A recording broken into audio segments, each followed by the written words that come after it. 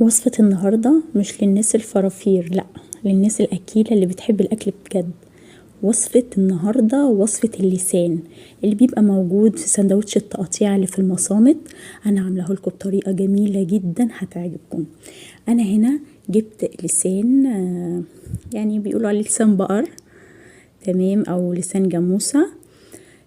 طبعا هنضفه كويس جدا جدا، وبعدين احط ميه على النار اغليها واحط لها بقى حبهان وورق لورا واسيبها تغلي لمدة مثلا ساعة ونص ساعتين. وهنا بقى في الحلة التانية انا طبعا سايبة اللسان بيتسلق. في الحلة التانية انا هجيب كمية بصل حلوين بقى كده واحط عليه ملح وفلفل اسود ورشة من السكر عشان اكرمله. هو بقى الحاجة اللي ممكن اللي الناس مش بتحب اللسان ممكن يتاكل بقى بالطريقة دي. طعمه حلو قوي.